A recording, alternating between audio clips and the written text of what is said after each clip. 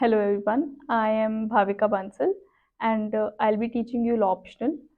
Today I am going to discuss about that why you should choose law optional as your subject in the mains.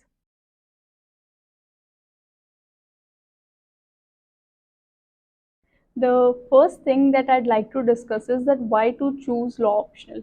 As we know that there are two papers of optional subject in the UPSC mains examination, which add up to a total of 500 marks out of 1750 marks. So optional plays a crucial role as it covers about 28% of the marks in the mains.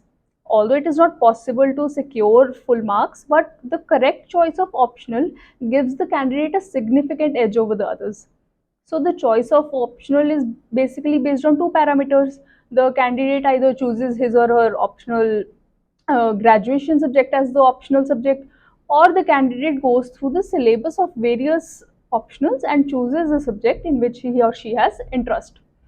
So when we talk about law optional, over the years it has been chosen by many toppers as their optional subject, and they have even secured in the top 10 ranks.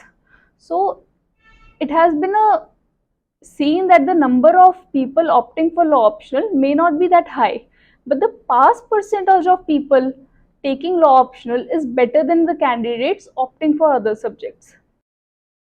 UPSC itself has stated in its 72nd annual report that amongst the subjects opted by 100 or more candidates, the highest percentage of successful candidates had opted for law, that is 13.8%.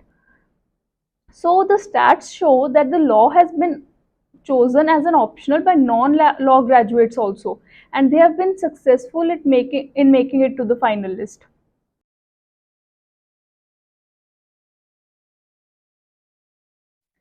Law is assumed by non-law background aspirants as a technical subject and requires in-depth understanding, but it is not the case, and it is very easy to understand law if the person has keen interest in it, because in order to understand law, social quotient plays a much important role than the technical knowledge of the subject. The main plus point of in law optional is that the major portion of the law optional paper consists of constitutional law, which everyone has already covered in the GS paper 2, and preparing for law optional gives an added advantage in the general studies paper as well. Some provisions of various other parts of the syllabus, like the UN clause, legality of use of nuclear weapons, and various other treaties related to it, some international organizations in international law are already studied while studying geography, economy, and international relations. Similarly, in the law of crimes and the reformations related to it, these are already covered in the current affairs time and again. Another important topic of law optional is the contemporary legal developments, which is nothing other than the current developments of various laws such as environmental laws, PIL, cyber laws, competition laws, Right to Information Act, trial by media. So these are already covered by each aspirant in the current affairs. And moreover, the topics studied in the GS paper are to be analyzed from the legal perspective also. So all the aspirants are already reading most of the provisions of the law.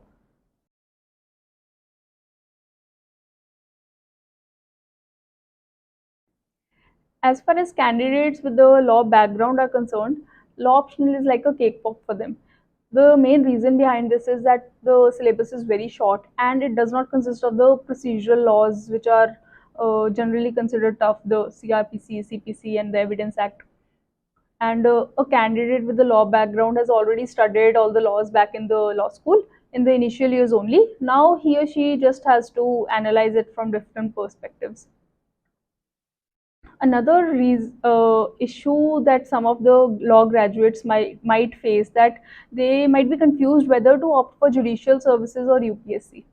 Keeping this in mind, I'd like to state some of my observations.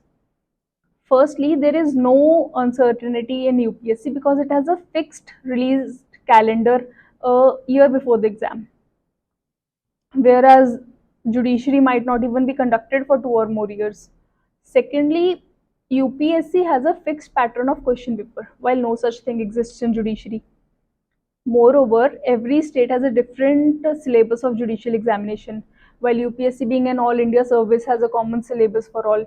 Every state in the judicial service exam, every state has different local laws which are included in the syllabus, which makes it a little tougher for the candidates of the other states. Further, for judiciary, a lot of cramming is required, while for UPSC, the understanding of law is required. And with the in this present scenario, with the introduction of the new bills, new sections are to be learned, crammed by the judicial aspirants.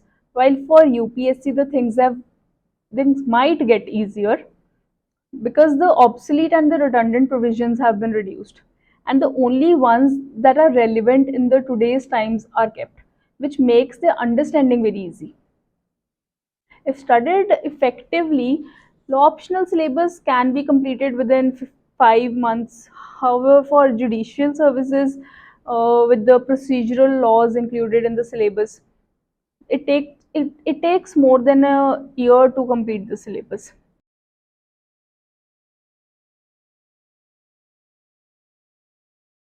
I've already mentioned about the high success ratio, small syllabus, overlap of the law optional paper with the GS paper. Another advantage is that the sources of law optional are easily available, and you can easily find a good book which covers the entire syllabus. And lastly, law optional can be very scoring, and you can easily achieve a score of 300 and above.